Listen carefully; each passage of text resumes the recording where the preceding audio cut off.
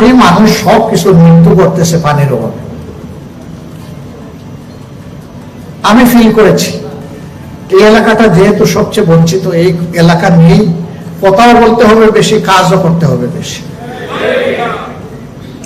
এই জন্য আপনারা দেখেছেন নির্বাচনের আগে কথা দিয়ে গিয়েছিলাম, আমরা যদি নির্বাচিত হয়ে সরকার গঠনের আল্লাহ তাআলার ইচ্ছায় সুযোগ পাই, তাহলে তিস্তা নদীতে প্রথম কুদালটা ফেলে উন্নয়ন এখান থেকে শুরু করবো ইনশাআল্লাহ।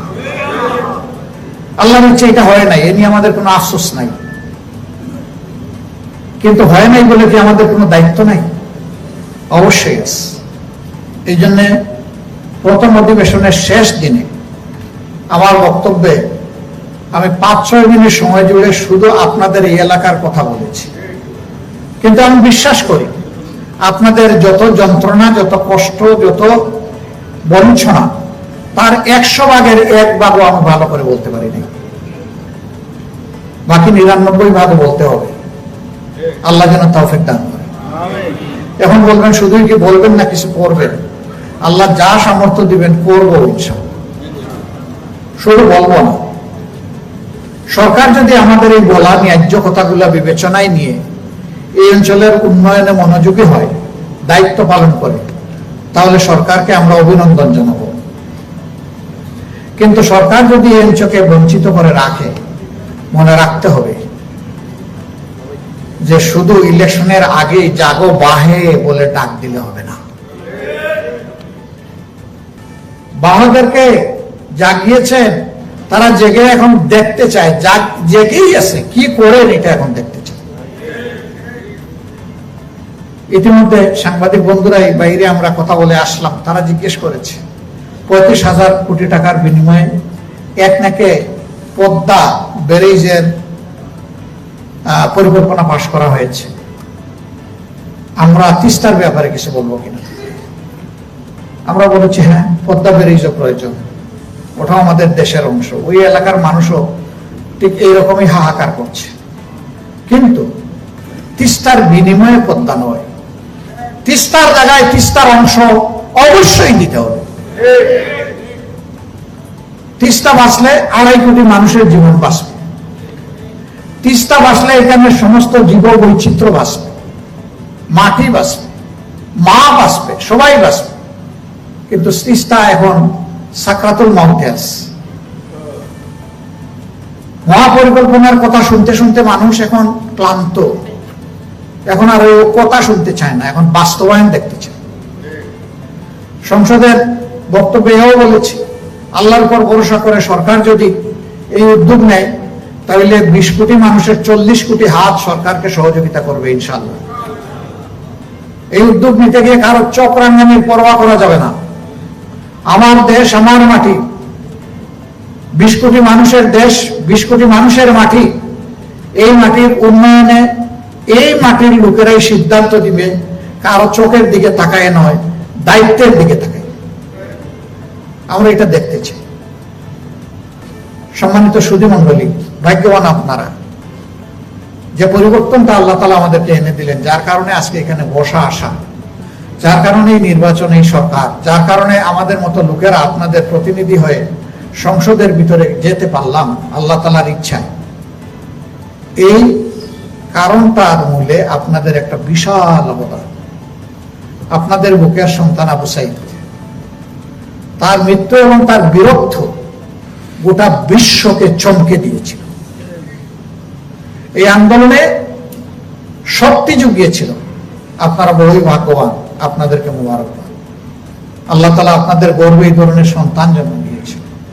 আল্লাহ তাআলার কাছে দোয়া করি, দূর এবং অদূর ভবিষ্যতে আল্লাহ তাআলা এই ধরনের গর্বের সাহসী বীর সন্তান বেশি বেশি করে সারা বাংলাদেশে এবং বিশেষভাবে আপনাদের গর্বে যেন আল্লাহ দান করে। তাদের দ্বারা যেন দেশ এবং জাতির মুখ উজ্জ্বল হয়, বন্দী মানবতা যেন মুক্তি পায়, মজলুমের মুখে যেন হাসি ফুটে। আমরা আল্লাহ তাআলার কাছে দোয়া করি। আমরা সংসদে গিয়েছি, কষ্ট নিয়ে গিয়েছি। আপনারা অনেকে আমাদেরকে বলেন, ভোট দিলাম আপনাদেরকে, পাশ করে কিভাবে তারা? সরকার তো আপনাদের গঠন করার কথা, আপনাদের ধারণাই সঠিক। অনেকগুলা প্রমাণ ইতিমধ্যে আমরা পেয়ে গেছি। প্রথম প্রমাণ, গণভোটের পক্ষে আমরাই ছিলাম ভোকাল।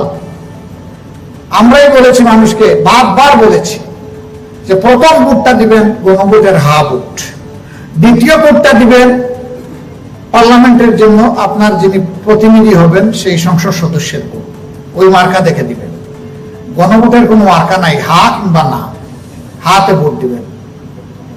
এখন যারা সরকারি দলে তারা এইখানে এসে, রংপুরে এসে, জানি না বাধ্য হয়ে বলেছেন কিনা, তারা একবারই বলেছেন যে গণভোটে হা বলুন।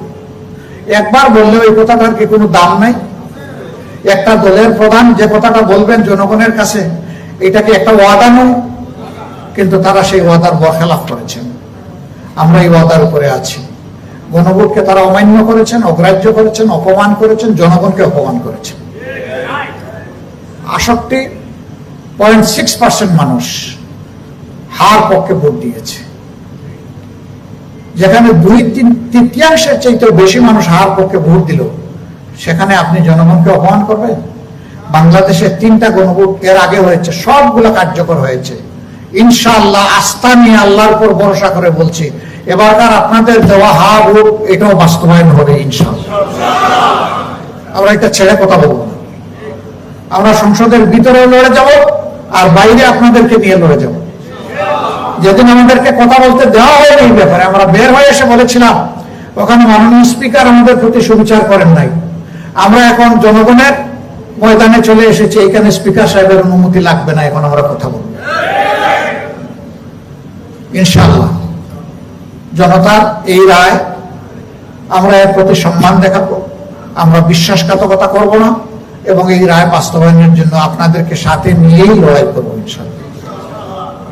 এরপরে দেখেছেন গত 15.5 বছর যে ফ্যাসিবাদী শাসন আমাদের ঘাড়ে সংবিধানের কিছু দুর্বল জায়গার বুঝাই দিয়ে জেকে বসেছিল, এইগুলা পরিবর্তনের জন্য বিগত সরকার কিছু অধ্যাদেশ জারি করেছিল। এই 16টা অধ্যাদেশের সবগুলা বর্তমান সরকারি দল বাদ দিয়ে দিল, আমাদেরকে আলোচনার টেবিলে এটা আনতে দিল না। আমরা চিৎকার দিয়ে প্রতিবাদ করে শেষ পর্যন্ত বাধ্য হলাম এখানে ওয়াকআউট করতে। কিন্তু আমরা সরকারকে জানিয়েছি এই এজেন্ডা আমরা ছেড়ে দেব না, আমরা এটা নিয়েও আন্দোলন করব, এবং সেই আন্দোলন আমরা করছি, করে যাচ্ছি, করে যাব, যতদিন পর্যন্ত জনতার এই দাবি আদায় না হবে। এটা কোনো দলের জন্য না। সুশাসন কায়েম হলে তার সুফল সবাই পাবে, দুঃশাসন কায়েম হলে তার যন্ত্রণা সবাইকে ভোগ করতে হবে। আমরা সুশাসনের জন্য এই পরিবর্তনগুলো চাই, আমাদের যুব সমাজ চাই। যুব সমাজের প্রত্যাশায় আঘাত করা হয়েছে এগুলাকে অগ্রাহ্য করার মাধ্যমে, আমরা এগুলা ছেড়ে দেব না। এটা শহীদদের আত্মার সাথে বেঈমানি হবে। শহীদদের 2টা স্লোগান ছিল। একটা স্লোগান ছিল উই ওয়ান্ট জাস্টিস, আমরা ন্যায় বিচার চাই, সুবিচার চাই, আমরা কোনো বৈষম্য চাই না। আর দ্বিতীয় স্লোগান ছিল দেশটা কারো বাবার নয়, আল্লাহর দান এদেশের জনগণের এই দেশ। সুতরাং কোন গোষ্ঠী, কোন পরিবার, কোন দলের কাছে আমরা অন্যায়ের কাছে মাথা নত করব না ইনশাআল্লাহ। এখানেও আমরা অনড়, এখানেও আমরা আনকম্প্রোমাইজিং। তবে সরকার যদি জনগণের কল্যাণে কোন সিদ্ধান্ত কিংবা পদক্ষেপ গ্রহণ করে, আমরা সমর্থন দিব এবং আমরা সহযোগিতা করব। কিন্তু জনগণের স্বার্থের বিপক্ষে যা যা করবে প্রত্যেকটার প্রতিবাদ করব, এবং আপনাদেরকে সাথে নিয়ে প্রতিরোধ গড়ে তুলব ইনশাআল্লাহ। আমরা এইভাবে ফ্যাসিবাদের শেষ ছায়াটুকু বাংলাদেশ থেকে আমরা বিদায় জানাতে চাই, আমরা রাখবো না ইনশাআল্লাহ। আমাদের লড়াই জনগণের জন্য, দলের কিংবা আমাদের দলের নেতৃবৃন্দের, কর্মীদের ভাগ্য পরিবর্তনের জন্য নয়, 20 কোটি মানুষের জন্য আমাদের এই লড়াই। আমরা ক্ষমতায় গেলাম কি গেলাম না, এটা আল্লাহ তাআলার ফয়সালার ব্যাপার, কিন্তু আমাদের লড়াই থামবে না, আমাদের এই লড়াই অব্যাহত থাকবে ইনশাআল্লাহ। সম্মানিত রংপুরবাসী, আপনাদের দাবির জন্য আপনাদেরকে সংগঠিত হতে হবে। তিস্তা এমনি এমনি বাস্তবায়ন হবে না, এটা ধারণা করবেন না। শুধু সংসদে বললেও হবে না, এ ধারণাও রাখবেন না। তিস্তা পার থেকে আপনাদেরকে সংঘবদ্ধ হয়ে হাতে হাত ধরে আওয়াজ তুলে বলতে হবে, আমাদের তিস্তা পরিকল্পনা বাস্তবায়ন করে দাও, দিতে হবে। যেদিন এখান থেকে আওয়াজ উঠবে, সংসদ ভবন থেকে আওয়াজ উঠবে, সেদিন ইনশাআল্লাহ তিস্তা মহাপরিকল্পনা বাস্তবায়ন হবে। এর পাশাপাশি আমরা বলেছিলাম, আমরা সুযোগ পেলে ইনশাআল্লাহ উত্তরবঙ্গকে আমরা কৃষির রাজধানী হিসেবে গড়ে তুলব। আমরা কি কথাগুলো বলি নাই? বলেছিলাম। কথার কথা নয়, মুখের কথা নয়, বাস্তবে এটার জন্য যা দরকার, যত ধরনের উপায় উপকরণ দরকার, সবগুলা দিয়ে আমরা যদি এইটাকে বাংলাদেশের কৃষির রাজধানী হিসেবে গড়ে তুলতে পারি, আমাদের বিশ্বাস বাংলাদেশের চেহারা বদলে যাবে ইনশাআল্লাহ। শুধু এই অঞ্চলের মানুষের চেহারা বদলাবে না, এই অঞ্চলের মানুষের চেহারা বদলানোর পাশাপাশি গোটা বাংলাদেশের চেহারা বদলে যাবে। আমরা কোনো সংকীর্ণতায় ভুগি না, সংকীর্ণতার কোনো জায়গা নেই। আমরা একটা মানবিক দেশ করতে চাই। মানবিক দেশ করতে হলে ইনসাফ ভিত্তিক আচরণ করতে হবে। ইনসাফের অর্থ এটা নয় সবাইকে সবকিছু সমান অংশে ভাগ করে দিতে হবে। একজন শিশু তার চাহিদা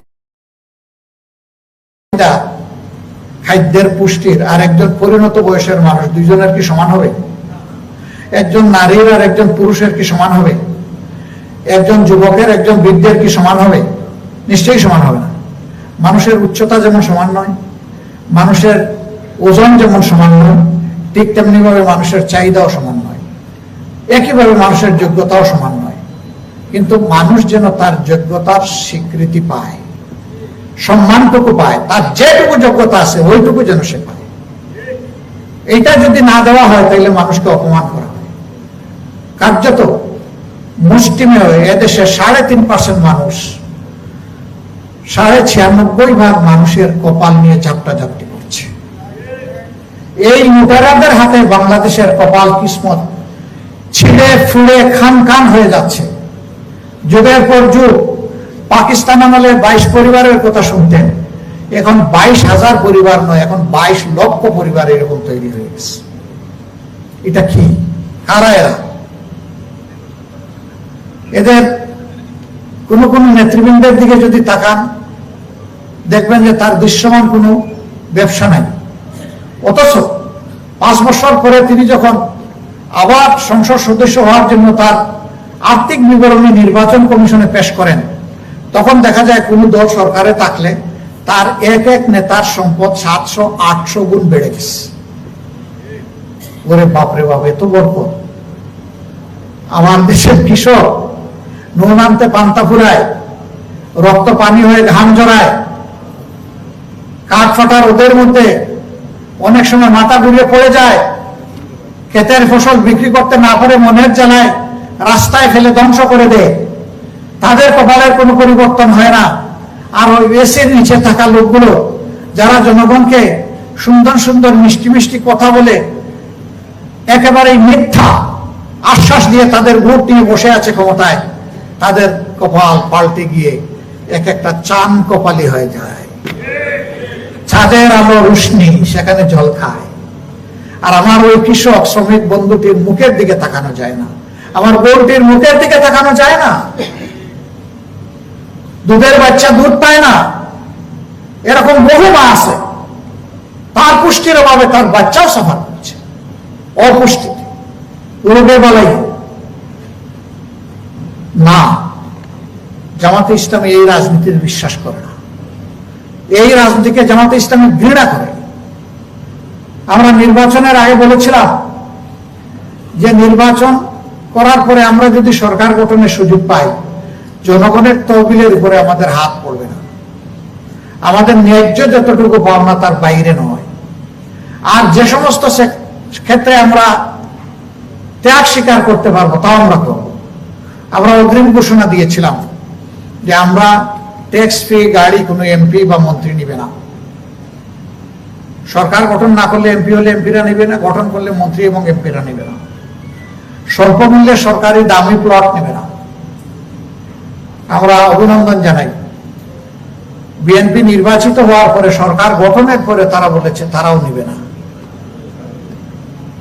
এবং সংসদে দেখেছেন যে দুই দল মিলে আমরা এক হয়েছি যে ওই ট্যাক্স ফ্রি গাড়ি এখন থেকে আর কেউ কিনবে না। অন্য 10 জন যেভাবে কিনে, সংগতি থাকলে প্রয়োজন হলে তিনি ওইভাবে কিনবেন। আর এই সামর্থ্য না থাকলে আগে রিক্সায় চড়তেন, এখনো চড়বেন। যদি রিক্সা চড়ার ভাড়া না থাকে তিনি পায়ে হাঁটবেন। বাইসাইকেল চালায় থাকলে এখন বাইসাইকেল চালাবেন। তিনি এমপি হওয়ার কারণে রাতারাতি তার জীবন পরিবর্তন হওয়া, এটা আমরা পছন্দ করি না। কোথায় পেলেন বন্ধু এই সম্পদ, কোথায় পেলেন? জনগণ বুঝে সবকিছু। আমরা চাই সেই রকমই একটি মানবিক সমাজ গড়ে তুলতে, এবং আমরা আশাবাদী এ দেশ বদলাবে ইনশাআল্লাহ। সময় লাগুক, অসুবিধা নাই, আমাদের কোনো তাড়াহুড়া নাই। এই নির্বাচনের পরে অনেকে কষ্ট পেয়েছে যে আমরা খাওয়াইলাম মজর রে, এখন মোটা হয়ে গেছে কোটায়, কিভাবে হইলে বুঝলাম না। ভোট দিলাম একদল, আবার সরকার গঠন করে আরেক দল, এটা শুনলে কেউ কেউ মন খারাপ করবে। এটাই তো বাস্তবতা। তা না হলে রেজওয়ানা হাসান কেন বললেন যে একটা দল 168 আসন পেতে লাগছিল, আমরা ওইটা হতে দেইনি, তাদেরকে 68-তে নামাইয়া আনছি। সেই 68-র দল তো আমরা।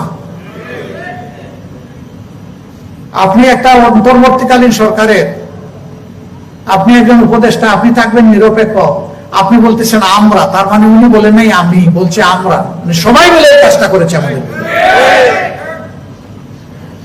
এটা জনগণের অভিপ্রায়ের সাথে বিশ্বাসঘাতকতা। এরপরে সরকারি দলের একজন প্রতিমন্ত্রী বলে ফেললেন যে হ্যাঁ, ছাত্রদের নেতৃত্বে আন্দোলন হয়েছে, আন্দোলন সফল হয়েছে, তবে সেই আন্দোলনে আমরাও ছিলাম, সবাই ছিল। কিন্তু প্রফেসর ডক্টর মোহাম্মদ ইউনূস তিনি লন্ডনে গিয়ে ক্যাপ্টেনের হাতে ট্রফি তুলে দিয়ে এসেছেন। নির্বাচনের আগে যদি ক্যাপ্টেনই সিলেকশন হয়ে যায়, এক ট্রফি তুলে দেওয়া হয়, তাহলে নির্বাচনের দরকারটা কি? এটাকে জাতির সাথে একটা তামসা নয়? আমরা যখন বললাম নির্বাচন ইঞ্জিনিয়ারিং হয়েছেন, তারা বললেন না, হয় নাই, জামাত মিথ্যা বলছে। এখন দেখা যায় রাজসাক্ষীও পাওয়া যাচ্ছে। আবার আরেকজন মন্ত্রী বললেন যে নির্বাচনের আগে জনগণের এই সমস্ত দাবি আমরা মেনে নিয়েছিলাম যাতে নির্বাচনটা হয়ে যায়। একটা লাইন শুধু বলে দিলে পূর্ণ হয়ে যেত যে নির্বাচনটা হয়ে যাক আর আমরা গদিতে বসে যাই। তার মানে কি? একটা রাজনৈতিক দল দেশ শাসন করবে, সেটা জামাত ইসলামী হোক আর অন্য যে কোনো দল হোক, জনগণের সাথে দেওয়া কথার 2 পয়সার কোনো মূল্য থাকবে না? এটা কোনো কথা হলো? এগুলা কি? এই সবগুলা পরিষ্কার। এরপরে দেখেছেন রাত 10টা পর্যন্ত সারা দেশ থেকে যখন নির্বাচনী ফলাফল আসতে শুরু করলো, তখন একটা 182টার মতো আসনে আমরা এগিয়েছিলাম। 10টার পরে হঠাৎ করে গায়েব হয়ে গেল, ব্ল্যাকআউট, 2-2.5 ঘন্টা আর কোনো সম্প্রচার নাই। এই সময় কোন পানি ঘোড়াটা দেওয়া হলো? এরপরে নির্বাচনের ফল একটা একটা করে পাল্টে যেতে লাগলো। জনগণ সব বুঝছে। হ্যাঁ, মানুষ পরিকল্পনা করে আর আল্লাহ তাআলা মহা পরিকল্পনা করে। মানুষের পরিকল্পনা সব সময় বাস্তবায়ন হয় না, কিন্তু আল্লাহ তাআলার মহা পরিকল্পনা সব সময় বাস্তবায়ন হয়। এখন বলবেন তাইলে কি আল্লাহ তাআলাই আপনাদেরকে ফেল করে দিলেন নাকি? না, আল্লাহ তাআলা কালামে হাকিমে বলেছেন কিছু কিছু বিষয়কে তোমরা তোমাদের জন্য উপকারী মনে করলে ওইটাই তোমাদের জন্য ক্ষতিকর, আবার কিছু কিছু বিষয়কে ক্ষতিকর মনে করলে ওটার মধ্যেই তোমাদের জন্য উপকার রয়েছে। এবং তো হতে পারে যে আল্লাহ রাব্বুল আলামিন বিরোধী দলে রেখেই আমাদেরকে পরীক্ষা করছেন যে এই দেশ এবং জাতির আমানত আমরা রক্ষা করতে পারবো কিনা। আপনারা দোয়া করেন আমরা যেন সেটা পারি। এই পরীক্ষার ভিতর দিয়ে আমাদের মধ্যে যদি ভুল ত্রুটি ঘাটতি থাকে, আল্লাহ যেন এগুলা সংশোধন করে দূর করে দেন। আমরা মানুষ, ব্যক্তি হিসাবে আমরা ভুল করতে পারি, দলগতভাবে আমরা ভুল করতে পারি। আমরা কখনো এই কথা দাবি করিনি, কখনো দাবি করবো না যে আমরা ভুলের ঊর্ধ্বে। ব্যক্তিও ভুলের ঊর্ধ্বে না, দলও ভুলের ঊর্ধ্বে। একমাত্র নবী পয়গম্বরদেরকে আল্লাহ তাআলা নিজ খাজানায়, ব্যবস্থাপনায় এই সব কিছু থেকে পাক পবিত্র রেখেছে। বাকি আমরা মানুষ, আমাদের ভুল হবেই। এরকম যদি হয় আল্লাহ আমাদেরকে ক্ষমা করুন এবং সংশোধনও করে দিন। সম্মানিত বন্ধুগণ, দেশকে ভালোবাসি, যে যেই গালি দেখ এটা তার ব্যাপার। আমাদের কলিজার আবেগ, আমাদের হৃদয়ের আকুতি, আমাদের মগজের চিন্তা আল্লাহই সবচেয়ে বেশি জানেন। আমরা এই দেশকে ভালোবাসি বলেই আপদে বিপদেও দেশ ছেড়ে আমরা কোথাও যাইনি এবং যাব না ইনশাআল্লাহ। আল্লাহ তাআলার কাছে দোয়া করি সুখে এবং দুঃখে উভয় অবস্থায় প্রিয় জনগণের সাথেই যেন আল্লাহ আমাদেরকে রাখেন। আর আল্লাহ যদি মেহেরবানি করেন তাইলে এই জনগণের সাথে রেখেই যেন দুনিয়া থেকে আমাদেরকে তুলে নেন। তবে সবচেয়ে খুশি হব মানবতার জন্য, দিনের জন্য আল্লাহ যদি শহীদ হিসাবে কবুল করেন, এটি হবে পরম সৌভাগ্যের ব্যাপার। অন্তত আমার জন্য আমি আপনাদের কাছে এই দোয়াটা চাই। বড় আকাঙ্ক্ষা, বড় তামান্না, রক্তের চাদর নিয়ে সেই দিনটাই আল্লাহর সামনে যেন হাজিরা দিতে পারি এবং এই চাদর পরাটা যেন হয় মানুষের জন্য, আল্লাহর দিনের জন্য। আমার ব্যক্তির কোনো আয়েশ পূরণের জন্য যেন এটা না হয়, এমনকি আমার দলের জন্য যেন না। আমি এবং আমরা আমাদের দলের গোলামি করি না, আমরা করি আমাদের রবের গোলামি। আমরা কোনো দল, ব্যক্তি, দেশ কাউকে ভয় করি না, আমরা ভয় করি শুধু পরওয়ারদিগার আল্লাহ তাআলাকে। তার সৃষ্টির ভয় পাওয়ার একমাত্র হকদার হচ্ছেন আল্লাহ রাব্বুল আলামিন। দোয়া করবেন আল্লাহ তাআলাকে যেন আমরা ভয় করার মতোই ভয় করতে পারি। এই দেশে মানুষের দর্শনগত অনেক বিভক্তি থাকতে পারে, কিন্তু সব মিলিয়ে দেশটা আমাদের সবার। আস্তিক, নাস্তিক, মুসলমান, হিন্দু, বৌদ্ধ, খ্রিস্টান সবাই মিলে আমরা এই দেশের মানুষ। সবার প্রতি আমাদের দায় আছে। আমরা সবাইকে ভালোবাসতে চাই এবং সবার জন্যই আমরা কাজ করতে চাই। আমাদেরকে যে ট্রেনিং এ দেওয়া হোক, আল্লাহর কসম আমরা এই সমস্ত ট্রেনিং এর মামুলি পরোয়া আমরা করি না। আমরা পরোয়া করি আমাদের কোনো কাজে জনগণের ক্ষতি হয়ে গেল কিনা এবং আল্লাহ অসন্তুষ্ট হয়ে গেলেন কিনা, ওইটার ভয়। আর কে কি বললো, কি গালি দিল, কি সমালোচনা করলো, that does not matter anyway. এগুলোর পাত্তাই দিই না আমরা। এগুলোর পাত্তা দিলে আমরা ঘরের কোণে বসে থাকবো, মানুষের জন্য কিছুই করতে পারবো। আল্লাহ তাআলার কাছে তৌফিক চাই, আল্লাহ যেন এই দেশের জন্য কিছু করার তৌফিক আমাদেরকে দান করেন। সীমান্তে আমাদের অনেক সমস্যা, নতুন সমস্যা উকিঝুঁকি দিচ্ছে। আল্লাহ তাআলার কাছে আশ্রয় চাই, সাহায্য চাই। আল্লাহর সাহায্য নিয়ে যেন আমরা সব কিছু বীরত্বের সাথে মোকাবেলা করতে পারি। আল্লাহ যেন এই তৌফিক আমাদেরকে দান করে। সম্মানিত ভাই ও বন্ধুগণ, বৈশ্বিক অবস্থাও অস্থির। আগামীর দিনগুলা কেমন যাবে আল্লাহ তাআলা ভালো জানেন। এই যুদ্ধ একবার থামে, আরেকবার চলে। এর ভিতর দিয়েই আমাদের মতো গরিব দেশগুলা চলছে। ধনী দেশগুলো এই চাপ কিছুদিন হলেও সহ্য করতে পারবে, কিন্তু গরিব দেশগুলো এটা পারবে না। আমরা কিছুদিন আগে আমাদের দেশে এই দৃশ্যটা দেখেছি। প্রত্যেকটা পাম্পের সামনে তেলের লাইন, কৃষক হাতে কেইন নিয়ে, জারিকেইন নিয়ে ঘুরছেন। 4 জন কৃষকের তো মৃত্যুই হয়ে গেল হিট স্ট্রোকে, এই তেল নিতে গিয়ে তাদের জীবন চলে গেল। বাকিরা তাদের চাহিদা অনুযায়ী পর্যাপ্ত তেল পেল না। আবার কিছু সংখ্যক লোক এর মধ্যেই ছুটিয়ে ছুটিয়ে চুরি করে তারা মজুদ গড়ে তুলল জাতির এই দুঃখ কষ্টের সময়। আমরা চাইলাম এর বিরুদ্ধে সম্মিলিত সামাজিক উদ্যোগ নেন আমাদের পার্লামেন্ট। আমরা নোটিশ দিলাম আলোচনার জন্য, সরকার ভয় পায়, এই নোটিশের উপরে আলোচনা করতে দিতে চাইল না। তারপরে যে কোনো কায়দায় হোক আমরা আলহামদুলিল্লাহ আদায় করলাম। আদায় করার পরে একটা অর্থবহ আলোচনা হলো। অর্থবহ আলোচনার শেষ প্রান্তে গিয়ে আমি প্রস্তাব দিলাম যে এই যে যন্ত্রণাটা, এটাই সরকারের তৈরি না, এটা যুদ্ধের কারণে, এটা গ্লোবাল ম্যাটার, বৈশ্বিক ব্যাপার। আমাদের উভয়ের দায় আছে, সরকারি দলেরও দায় আছে, আমাদেরও দায় আছে। জনগণের জন্য আসুন আমরা একসাথে কাজ করি। একটা কমিটি গঠন করেন, এই কমিটি কোথায় কোথায় সমস্যা এটা খুঁজে বের করবে এবং সমস্যার সমাধানটাও প্রস্তাব আকারে আনবে। আল্লাহু আকবার। পরের দিন প্রধানমন্ত্রী এসে বললেন যে ওই প্রস্তাবের আলোকে একটা কমিটি গঠনের জন্য আমরা একমত হয়েছি। তা 10 জনের কমিটিতে 5 জন থাকবে সরকারি দল থেকে, 5 জন বিরোধী দল থেকে। উনি সরকারি দলের 5 জনের নাম ঘোষণা করলেন, তারপরে অনুরোধ জানালেন বিরোধী দল থেকে আমরা যেন নামটা ঘোষণা করি। আমরা বসলাম, সাথে সাথে বসে পরামর্শ করি, 5 জনের নাম দিলাম, কমিটি ডিক্লারেশন হলো, স্পিকারের মুখ থেকে আসলো। একদিন পর থেকেই দেখা গেল যে মানুষের মধ্যে একটা প্রশান্তি, একটা আস্থা চলে এসেছে। কি জন্য? মানুষ বিশ্বাস করেছে যে এইটাকে সরকারি দল বিরোধী দল তারা অত্যন্ত গুরুত্বের সাথে বিবেচনায় নিয়েছে। কাজেই আমাদের এখন আতঙ্কগ্রস্ত হওয়ার কোনো কারণ নেই। এই যে আস্থার জায়গাটা তৈরি হয়েছে, এই জন্য দেখেন যে সমস্যার অনেকটাই সমাধান হয়ে গেছে। এখন কি এইরকম মাইলের পর মাইল দেখেন লাইন? আপনারা দেখেন না। এখন কি কেউ বলে যে আমাকে 2000 টাকার বেশি তেল দেয় না? তো আগে তো এটাই ছিল, এখন হলো কেন?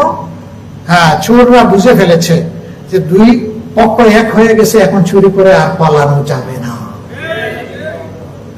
জাতীয় জীবনের সব ক্ষেত্রে যদি সদিচ্ছা নিয়ে রাজনীতি করা হয়, তাহলে আমরা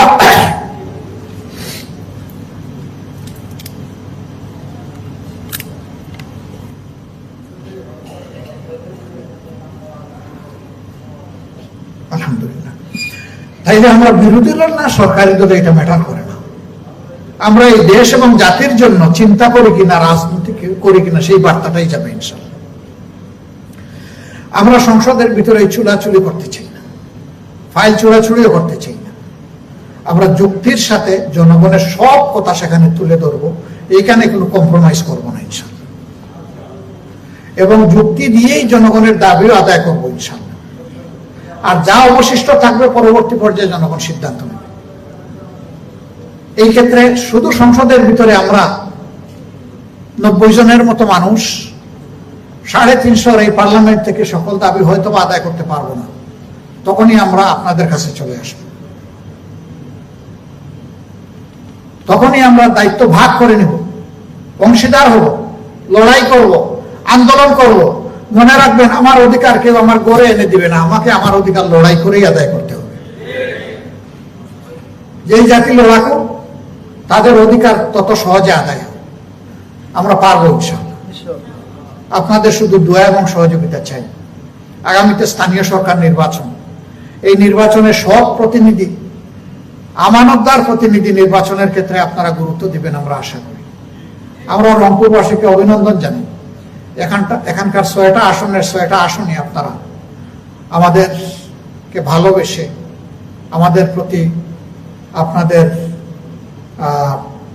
অন্তরের সমর্থন দিয়ে আপনারা এখানে আমাদেরকে সফল করে দিয়েছেন। আপনারা দোয়া করবেন আমাদের এই নির্বাচিত জনপ্রতিনিধি এবং আমাদের পুরা সংগঠন, কেন্দ্র থেকে স্থানীয়, আমরা যেন আপনাদের এই কৃতজ্ঞতাটুকু প্রকাশ করতে পারি, আপনাদের ঋণ যেন পরিশোধ করতে পারি।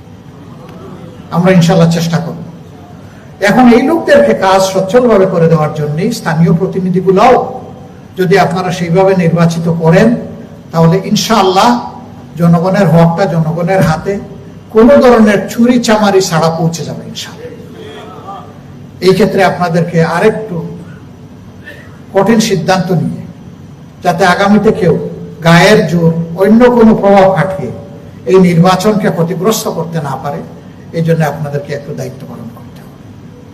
আমরা আশা করবো যে এই দায়িত্বটা আপনারা পালন করবেন। আমাদের কার্যক্রমে কোথাও কোনো ভুল ত্রুটি যদি দেখেন, তাহলে